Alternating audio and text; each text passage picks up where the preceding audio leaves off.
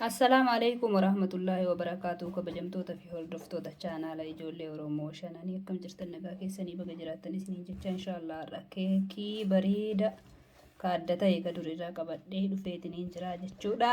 Turtiin keessan na wajjin haa ta'u. Inshallah akkuma argitan as keessatti killee abbaa sadiitu jira. Sukkara jira jechuudha. Burcuqqoo giddu galeetti takka. Amma immoo isaaba burcuqqoo bunaa takka dhadhaa yookiin zayitii.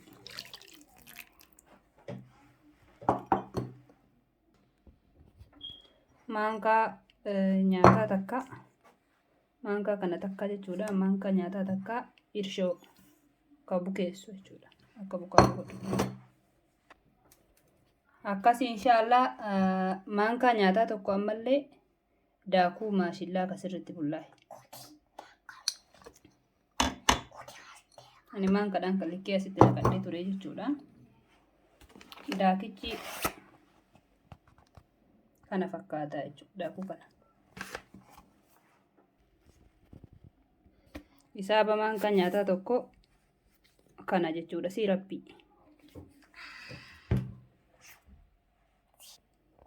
Amma inshallah akka gaariitti waliin dha'uu qabna jechuudha. Kanaan akka gaariitti wal fudhachuudha. Har'a maashinaanii miti waan salphatti namni hundi argatee hojjechuu ni danda'u fayyadamaa jira jechuudha. Nu akkanatti akka sirriitti wal fudhatutti irra deddeebinee waliin dhooyina jechuudha. Kun akkanatti akka gaariitti wal fudhatutti waliin dhooyina jechuudha. Kanaan sirriitti bareechinee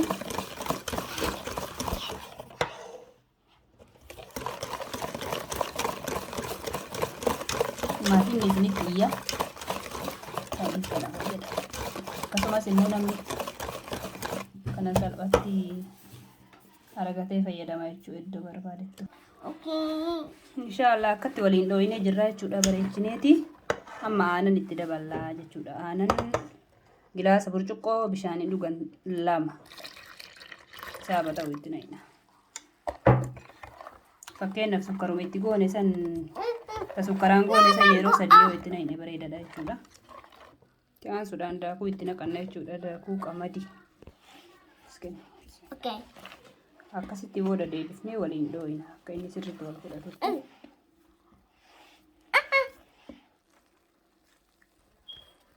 Mucaan xiyyaana godha jedhaa jirti. Akkanatti wal fudhachiifna jechuudha. Kun akkanatti wal harkisaadha.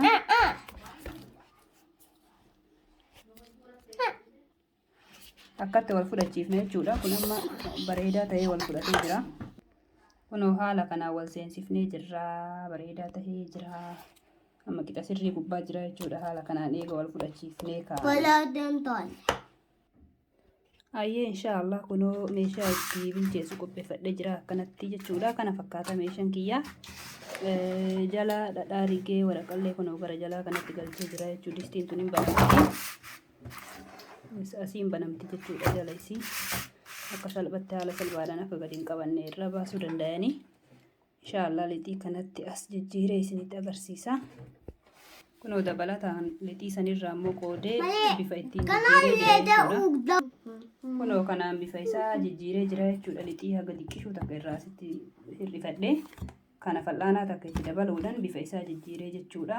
Kuni kaakaa'oo powdarii harcee kaakaa'ooti jechuudha. Kaakaa'oo saniin bifa isaa jijjiiree lixii amma tokko amma lixii wal keessa itti godhee isinitti agarsiisa. Kunoo haala kanaan distiitti godhannee jirra jechuudha. Waan itti bilcheessinutti walakkaa isiitii gaditti dhiifne jechuudha. Ol bukaayaa akkuma lixii qopheessineen gara meeshaa itti bilcheessinutti jijjiiruu qabna jechuudha. Meeshicha keessatti ol bukaa'uu qabdi jechuudha. Yeroo hanga tokko isiin ol bukooytee gara ibidda keessa kaa'utti deemna jechuudha. Akkasii turtiin keessan na wajjin haa ta'u inshallah. Hanga sanii waa itti qadaannee tursiisna xiqqoo. Kunoo kan itti aanullee meeshaa biraa keessatti qopheessinee jirra jechuudha. Kabajamtoota fi hordoftoota keenya viidiyoo mariin keessa godhee jechuudha.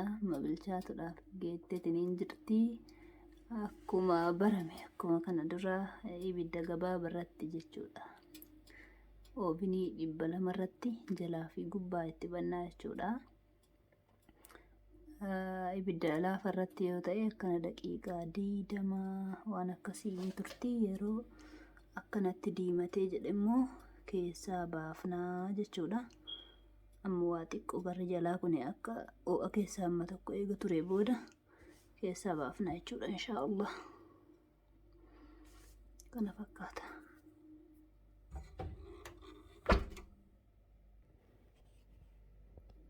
Kun oobinii 200 irratti akkasuma immoo jalaa fi gubbaadha. Kana jechuun jalaa fi gubbaa jechuudha. Kunoo bilchaatee xumuramee jira jechuudha obboleeyyan kiyya. Kunoo kana fakkaata. Yoo immoo bilchaatuu isaa sirriitti addaan keessi isaa akkamii waan jedhu teestii godhuu barbaanne wiixaa wayiitiin akkanatti gadi waraannaa jechuudha. Achi boodaas gubbarratti yoo wanni waa hin qaqqabanne ta'e bilchaatadha jechuudha. Akkasii amma keessaa baasan inshaallah.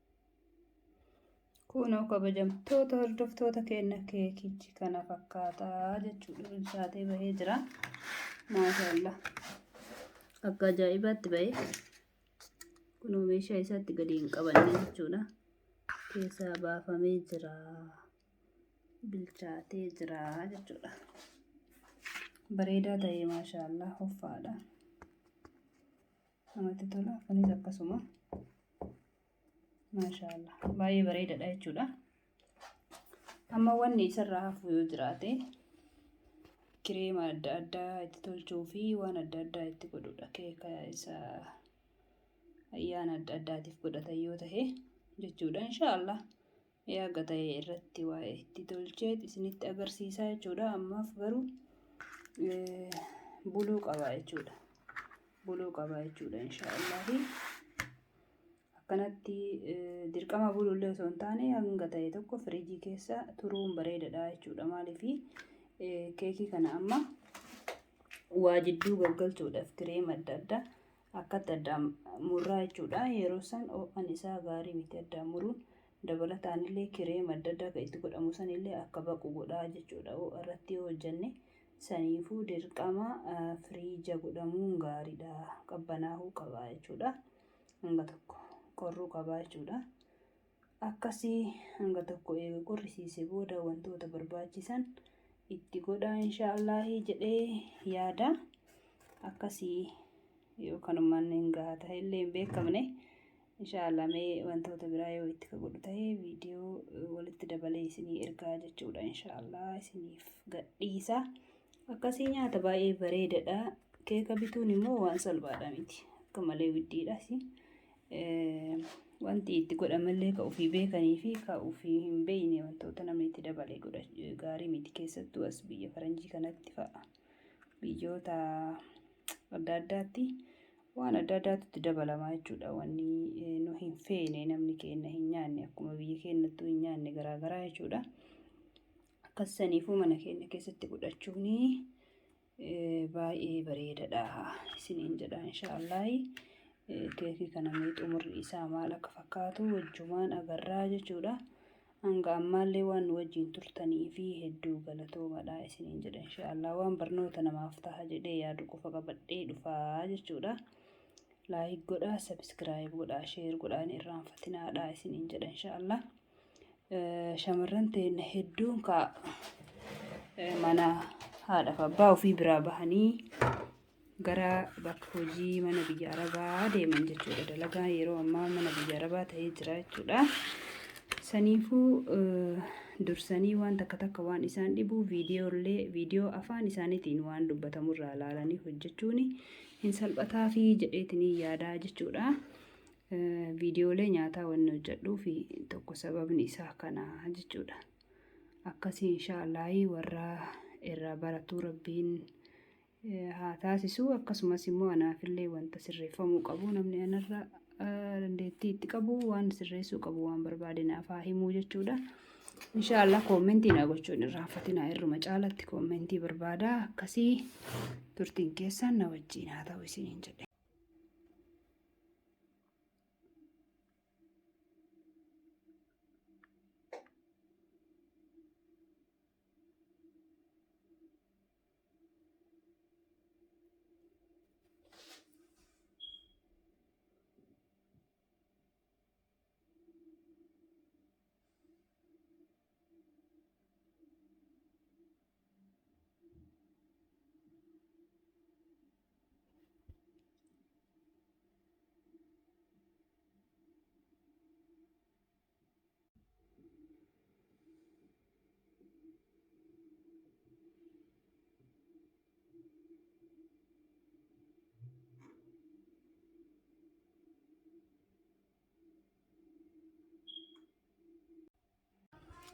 Kunoo hordoftoota kiyyaa keekii kana addaan muree jira jechuudha iddoo sadiitti.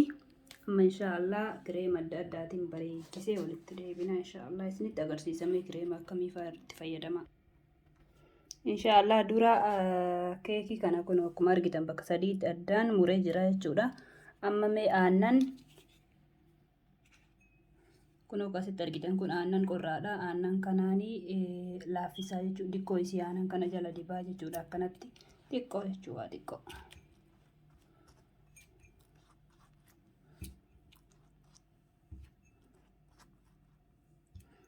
Aannan kana yoo keekni sukkara gahaa hin qabaanne aannan kanatti sukkara hidhamuu dandeenya yookaan immoo akkanumatti fayyadamna jechuudha aannanuma qorraadhaan. Inni biraa hilloo kana fayyadamna jechuudha. Maal jedhanii? Kunoo kireemni an qopheeffadhe kana fakkaataa jechuudha. Kireema daakee jira. Kun kireema adii fi bifa akka jijjiiratillee jechuudha. Akkasuma asitti illee kireema jechuudha meeshaa ittiin godhuun waliini. Kunoo isa kana immoo jala rigee jira jechuudha. Kunoo haala kanaan kireema illee eega itti dibnee walirratti deebisnaa jechuudha dhawaa. Kunoo haala kanaan dibnee jirra jechuudha. Isa kanas dibnee bakka sadiitti qoodame. Isa achi aanu san immoo hin hambisnee jechuudha. Isa jala gara jalaa ka oolu hambifannaa jechuudha. Ka gara gubbaa oolee suni isa jidduu kana amma immoo yeroo wal gubbarratti deebisnu isa gubbarra oolee jala oolchinaa jechuudha. Kammoo jala oolee gubbaa oolchinaa jechuudha inshaallah. Kunoo akkuma isiniin jedhe godhee jira jechuudha. Isa jalaa bootaa wal jijjiiree haala kanaan tolchee jira jechuudha. Amma inshaallah gubbaa isaatii fi daangaa jidduun immoo dibamee jira jechuudha wantoota barbaachisan. Kunoo haala kanaan dibee jira jechuudha. Haala kanaan dibee jira. Amma inshaallah sirreessuu fi meeshaa isii gubbaa kaa'uudha. Akkasuma cinaa isiititti sirreessuudha jechuudha. Kunoo kana qopheeffannee jirra jechuudha. Amma inshaallah isa kana gubbarratti goonaa jechuudha. Isinitti mul'ata jedhee yaada inshaallah. Kunoo hordoftoota kiyya isa kana gubbarratti godhanna jechuudha. Maal jedhama iyyuu kun? Strawberry jedhama. Akkasi hayyee inshaallah isa gubbarratti godhannaa jechuudha. Inni kun firiijii ture waan ta'eef yoo akka kiyyaa firiijii ka ture fayyadamtan bishaan iftanii bishaan sanitti sukkara dabaltanii bishaan sukkara wajji danfistanii akkasitti gubbaa dibdan jechuu bifni isaa akka bareedaa ta'uuf.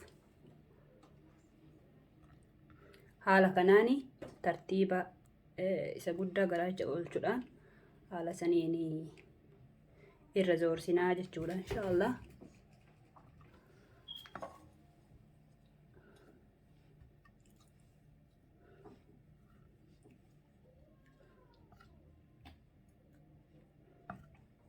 Har'a inshaallah keekii bareedaa hojjanna.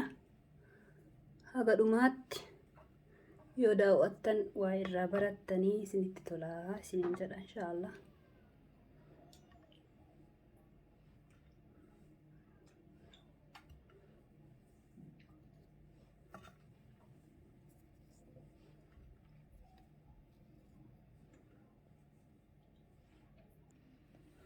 Kunoo kana fakkaata jechuudha. Ammallee hin xumuramne kunoo kireemni hin hanqata jechuudha daangatiin.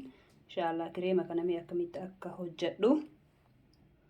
Kaameraa maal jedhama kun? Maanii miti. Gurbaan kaameraan waa qabu akkasitti isin agarsiisa jechuudha inshaallah. Kunoo kireema haala kanaan qopheeffadhee meeshaa kireemaa itti naqadhee jira jechuudha. Meeshaan kireemaa kiyyaa yeroo dheeraadhaaf fayyadamu jechuudha. Akkasi kunoo kireemni as keessa jira bifa. Amma garana waraabu garana. Akka hojii garana. Inshaallah haala kanaanii jechuudha. Kunoo akkanatti isa kana qopheeffadhee jira. Haala kanaan akkatti waliin geennaa jechuudha.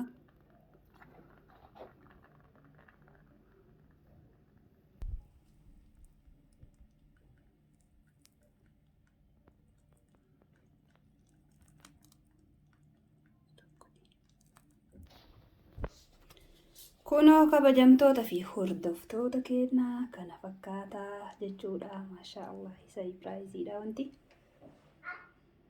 Kana fakkaata maqallee sirriitti isin himuu feene. Kunoo maal jettan gaa? Yeroo baay'ee namni kenna alaa bitaa jechuudha keekii yeroo saayipiraayiz wal godhuu ayyaana wayita adda addaa alaa bitanii amma kun dhugumatti ifaan gahaa miti malee baay'ee bareedaadha jechuudha. Nama ofumaa hojjetee ofumaa koomentii ofii kennu ta'e malee maashaa Allah akkana fakkaataa hedduu namatti tolaa hedduu bareedaadha isiniin jedha. Mee maal jettan? Like, subscribe hin qusatinaadha koomentii naaf kennaadha isiniin jedha inshaallah. Kana fakkaataa kun onnee tanallee anuma ofumaa hojjedhe jechuudha. Chokolaatii noormaalii baay'isee hojjedhe qubeewwan tanallee ofumaa dalagee jechuudha malee qubee bitee ittiin goone hundumti isaa harka kiyyaan kan hojjedhe jechuudha. Alhamdulillah rabbil aalamiin harka rabbi fayyaa nu waa kennu. Gara haadhaa keessatti waan baratanii dhalatanii tumaa waa baratu eegalan jechuudha. Akkana fakkaataa maashaallah. Like godhaa, subscribe godhaa, share godhaadha isiniin jedha inshaallah. Waan na wajjin turtaniif hedduu galatooma inshaallah. Mee iddoo isii geessee isin agarsiisa. Kunoo kabajamtoota fi hordoftoota chaanaala ijoollee Oromoo shananii keekichi fageenyarraa kana fakkaataa jechuudha. Kunoo saayipiraayizii xiqqoodha. Nama saayipiraayizii goone fi mul'isnu jechuudha ammaa fi kana fakkaataa isiniin jedha. Akkam irraa laaltan.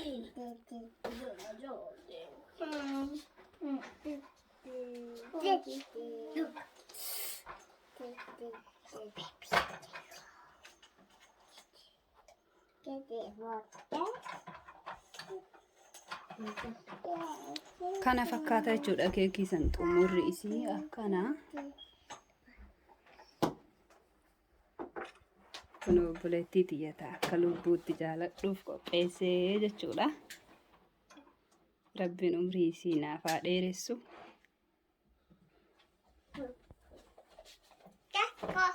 Akkana jechuudha. Waan daawwattaniif hedduu galatoomaa ulfaadhaadha jiraadhaadha isiniin jedha. Keekiin lammaffaan kana fakkaataa kun hin dibamne kun akkuma tolfametti jira jechuudha. Kunis kana fakkaata maashaallah baay'ee lallaafaa bareedaadha. Kana fakkaataa isiniin jedha.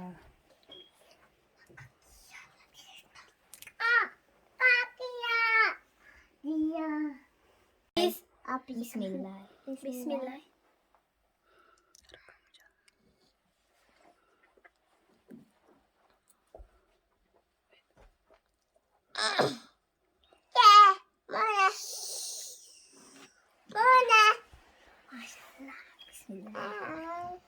Bismillah.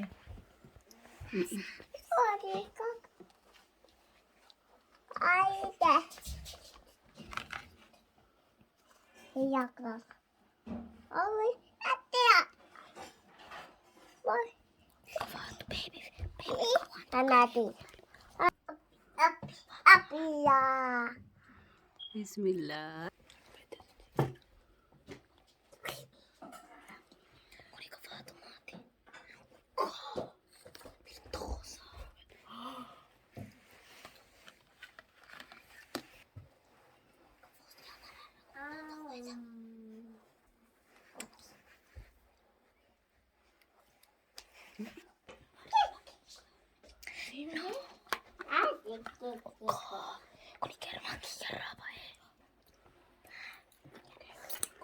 Kana fakkaata jechuudha maashaallah. Uummanni guurataa jira. Eeguutu barana ta'e. Firdoosatu argattee maashaallah gammadde.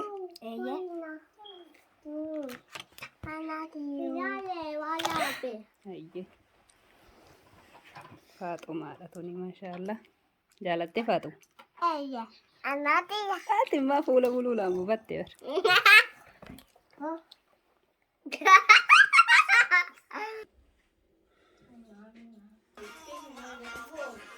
Akkasii kunoo kabajamtoota hordoftoota keenya keekichi walakkaan irra deemee jira jechuudha. Inni hafe keessanii koottatti nyaadhaa isiniin jennaa isin jaalannaa uummata keenya.